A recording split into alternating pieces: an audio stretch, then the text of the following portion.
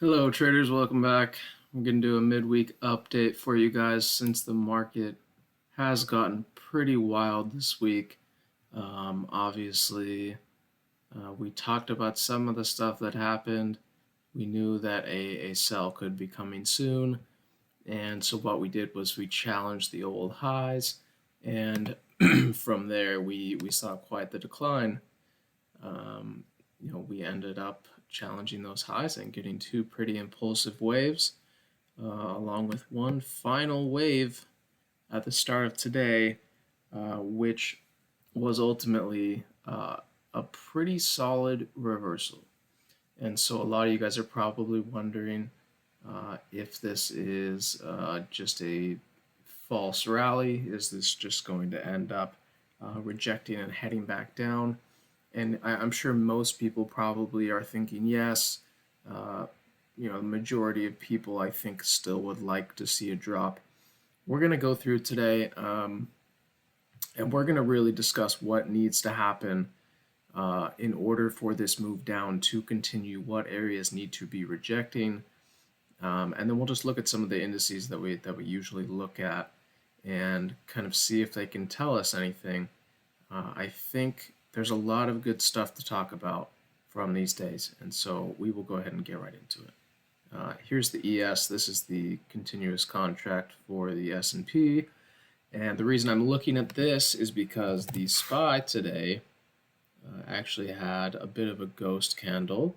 It shows that we were down here at the low of the day, around 273, and the real low of the day was more somewhere up in here.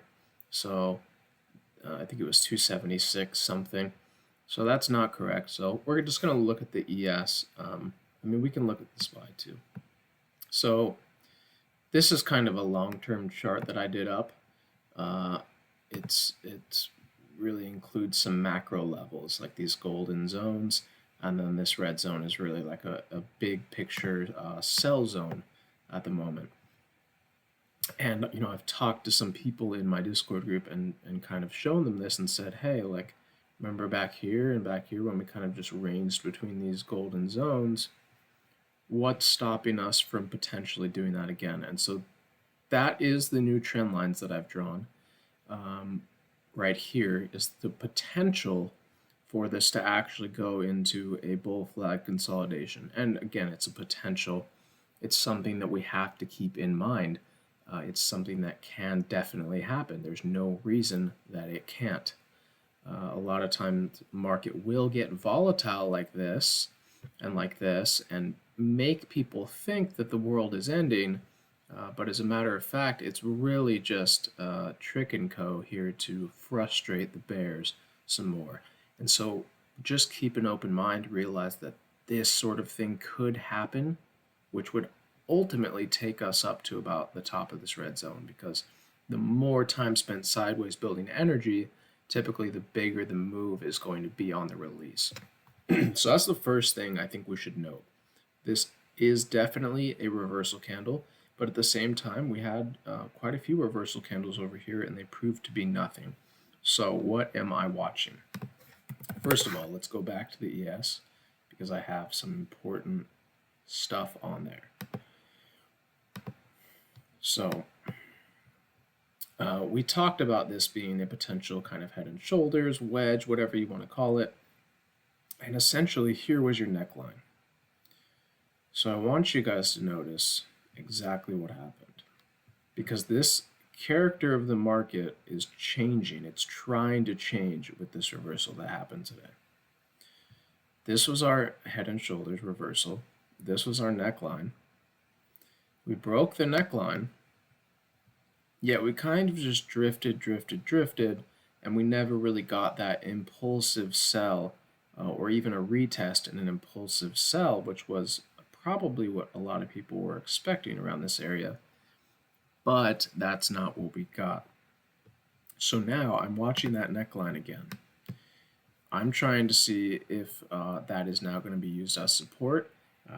From what I'm seeing here, guys, it's very possible to come up into this zone and to actually continue this kind of bullish, flaggish pattern. That's what I'm seeing right now. Obviously, this is our really key zone. This is the area where we first came up and topped. Basically, we've had two false breakouts from that area, and this has the potential to actually be, um, the final break, if you will, the final breakdown, the final fake out up here, and we're literally just going to come back, retest it, and then we're going to fall, and that is entirely possible. I think this is a zone to be watching if you're looking to get short between 288 and about 286, 285. The corresponding levels over on the SPY. I think I have a chart that looks, yeah. So here's kind of the corresponding zone on the SPY. And obviously the neckline is a little bit different on SPY. So guess what? We're not going to look too much into a trend line because they're not that important. What's really important are price levels. What was I watching today? What was I watching? Here's what I was watching. Yesterday's lows and the lows from this pivot that we made on this day here, which happens to be 279.13. So obviously you always want to look at pivots. Always, always, always keep in mind pivots. And if we're down at a pivot after 2 days of strong selling, chances are the bulls are probably going to try and make a stand. And you can see that we actually had this ready to go. I'm going to bring over my Discord here. If I can get it to move. Here we go. So check this out. We had it ready to go right here. The major supports, 278.20, 278.67. You can read it for yourself. Anyways, read this bold here. I do expect a bounce today. Typically after two large down days, we will settle down. We were coming into some big pivots. My target for the bounce was 275. So we didn't quite get to 275. We got to 276 something. And then read this part here. If we can get over 280 after the open, that opens the door to 281.50 and 281.70. And that is what you will see right here.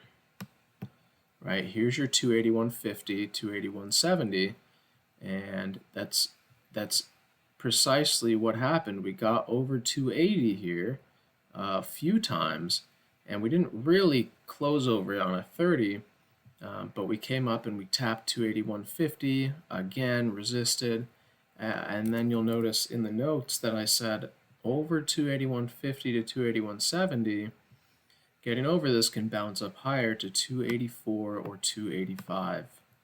And so that's exactly what we got. And the key, guys, is to be really unbiased with your trading. Did I expect us to get to 285 today? Hell no, I didn't. But guess what? When I saw the market breaking up over this zone, it likes, the market will like to go back and test breakdown areas. And so we have a breakdown area right here where we broke down out of this zone and out of this trend line, and we really didn't have much here to go off of. So once the market kind of got over this zone where all these shorts were positioned, they were probably going to be forced to cover if you entered here, and buyers are going to look to step in at that low. Once we kind of got these tail candles, that was all the confirmation I needed to add to my long position here for the ride up. And that was quite a fun ride, if I do say so myself.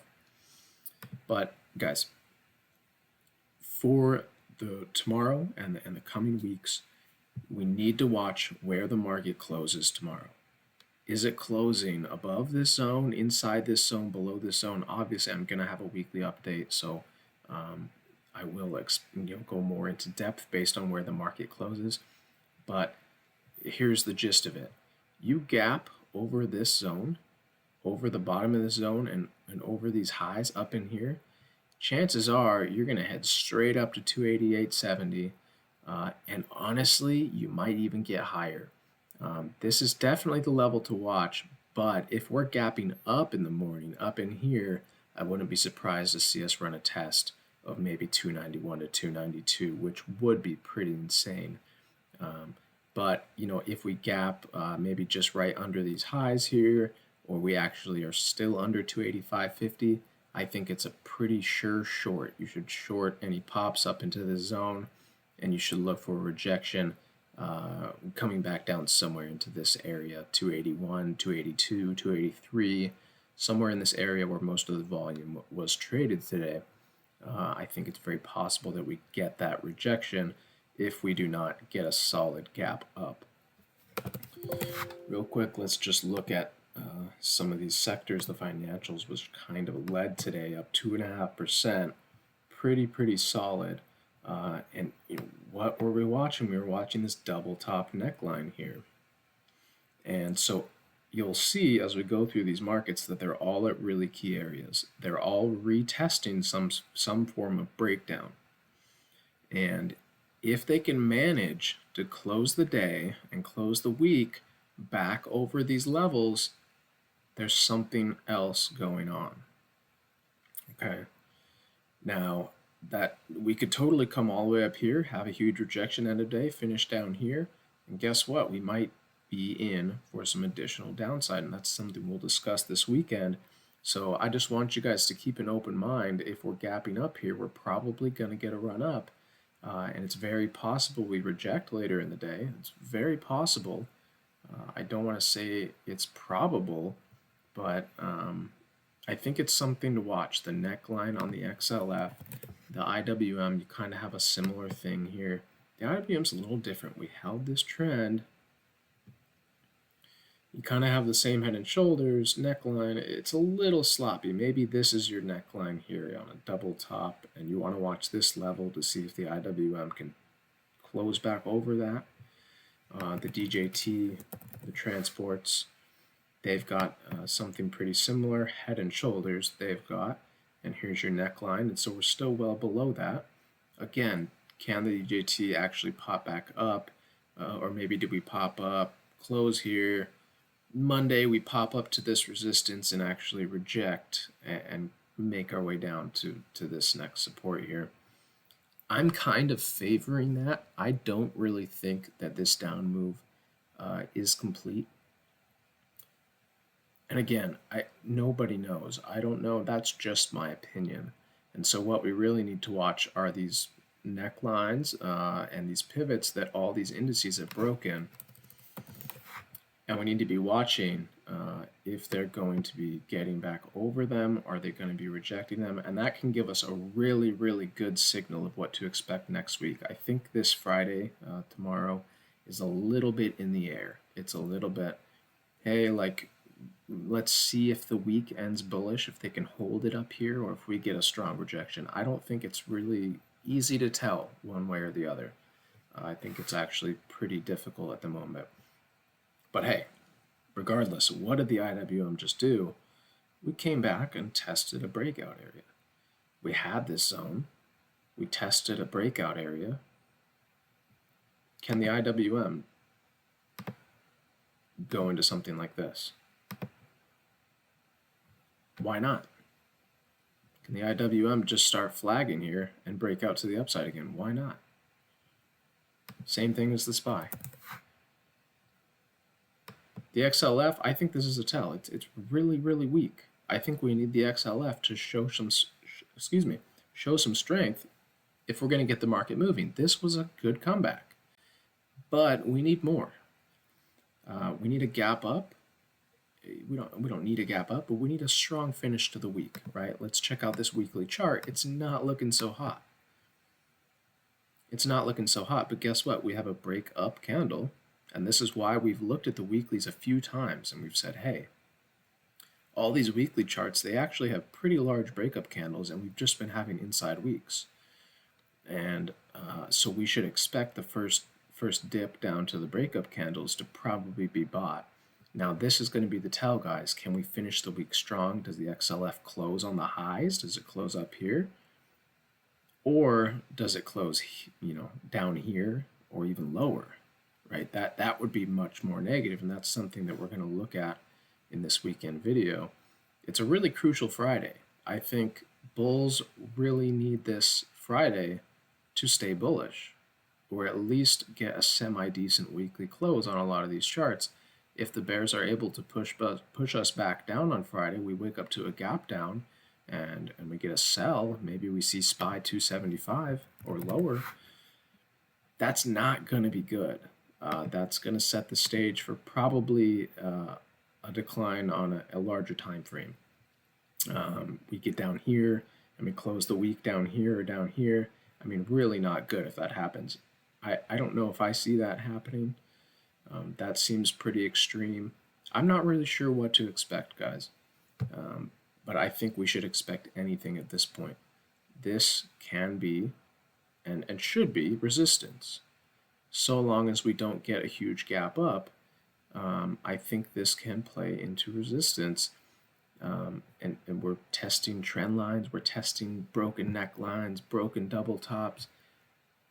We have the potential to see a huge red couple days, and we have to keep that in mind. With that being said, the market's likely not going to trade like this, like it was in March.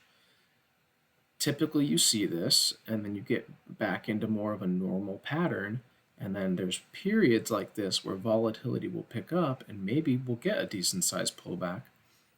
But if you're expecting a retest of the lows with this type of price action and volatility, you're really, really sadly mistaken, because this kind of stuff just doesn't happen in a regular market. And guess what? We're back to a regular market. And despite any type of huge black swan event, this type of action is not going to happen. And so you have to keep that in mind. Okay. So guys, it's really simple. We're at a pivotal area. If we wake up to a gap up over these zones, if we get over these zones, we can easily test the highs again. Now, we probably would reject the highs and start trying to form a flag if that happens.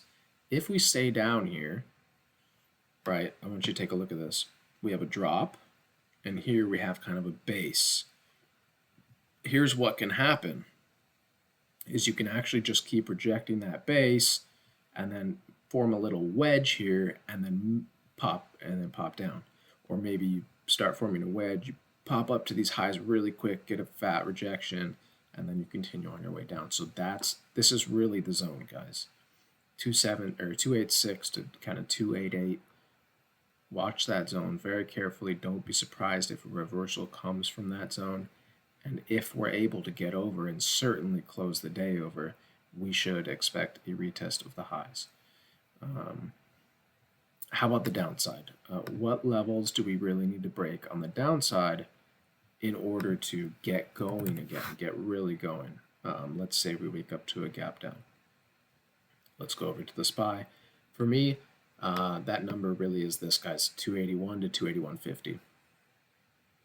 And I'm not saying that's like the end all be all, we're going to die if we break that level.